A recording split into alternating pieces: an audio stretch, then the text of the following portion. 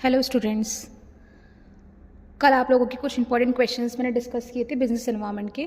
आज आपकी next class है बिजनेस एनवायरनमेंट की, जिसमें आपके एग्जाम्स के अकॉर्डिंग जो इंपॉर्टेंट क्वेश्चंस हैं वो आज मैं डिस्कस करूँगी। So the first question is, what is the major component of business ethics?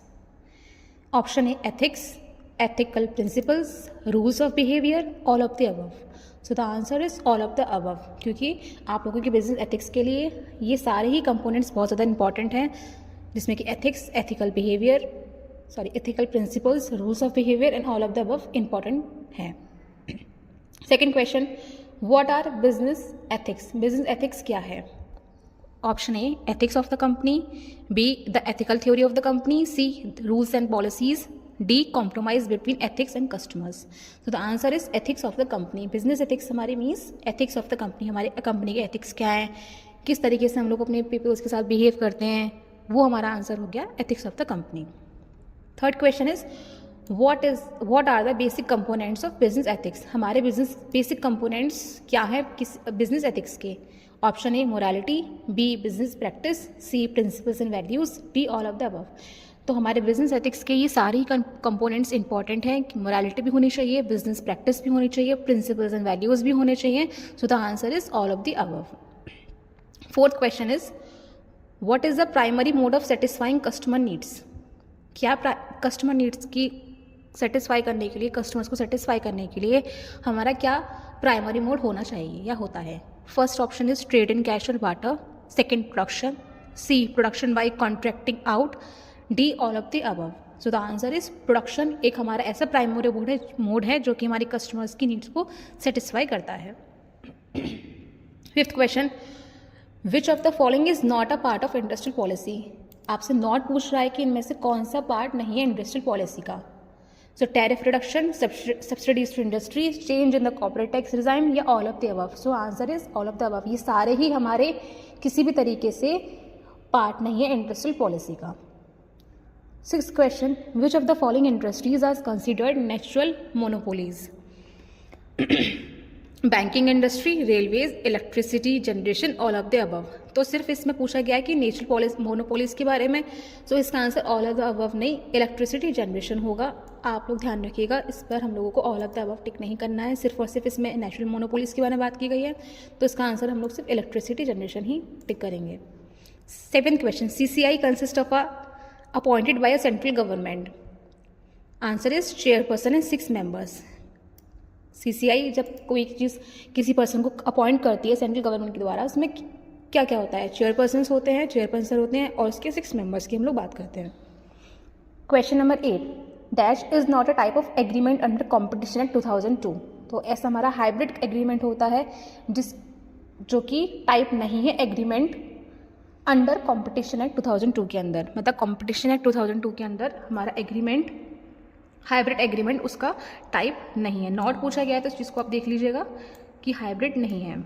Next question 9, can not appear before commission? Answer is regular banking officer.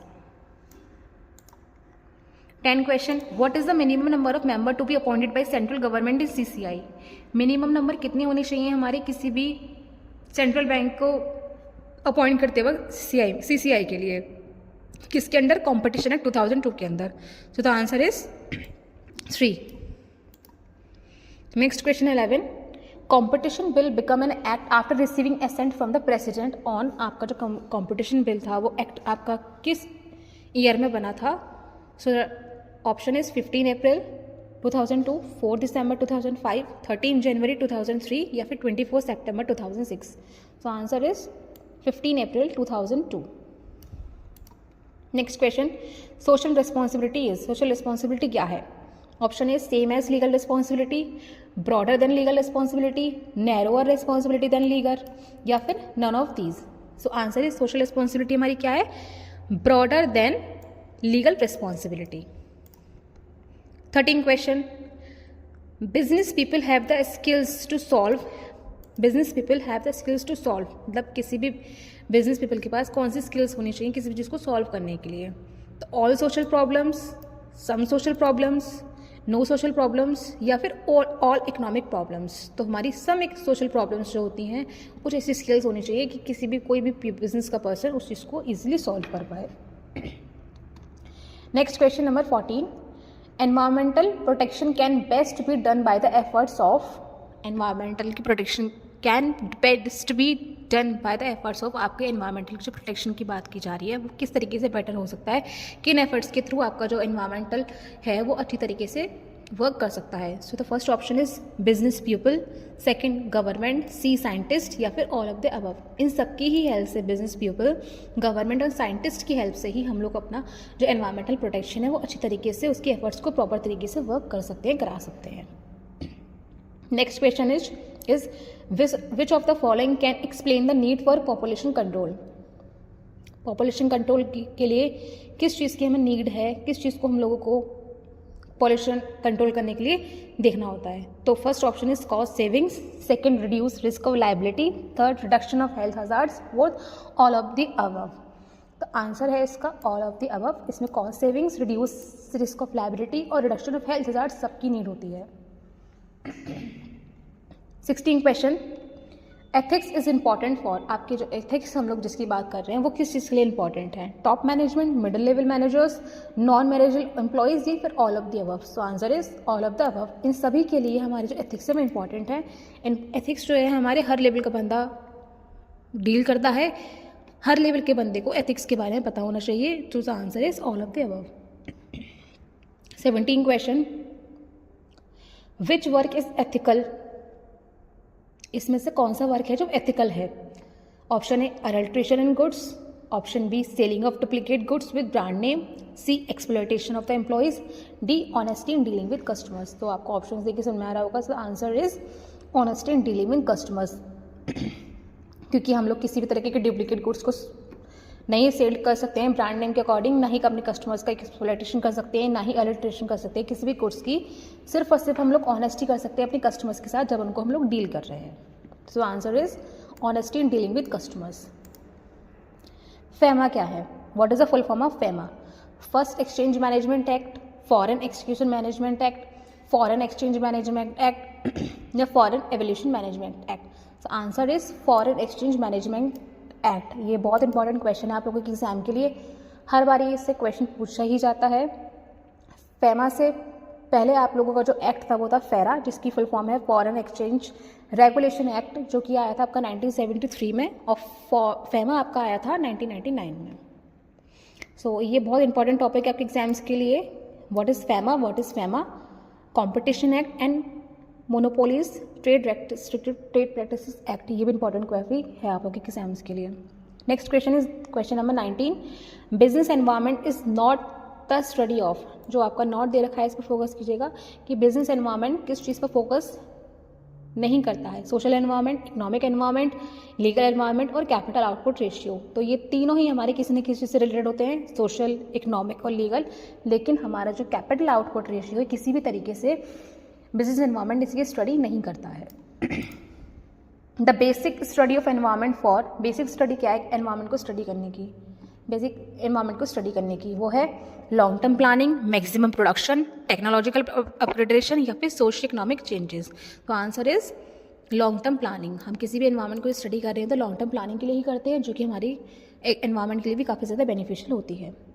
Poverty of India 1876 was written by, आपकी एक book है poverty of India 1876 was किसके द्वारा लिखी गई थी, वो थी आपकी, ऑप्शन है जवाहरलाल नेहरू, ऑप्शन बी दादा भाई नौरोजी, सी प्रोफेसर महलनोबिस या फिर नन ऑफ दीज। तो answer is Dadabhai Naoroji. Question number 22, the most important question, सबसे इंपॉर्टेंट क्वेश्चन है जो आप लोगों के एग्जाम्स में आप लोगों को देखने को हर बारी मिलेगा। Full form of LPG, liberalisation, globalisation, privatisation, liquid petroleum gas, local public governance या फिर नन ऑफ द अबव।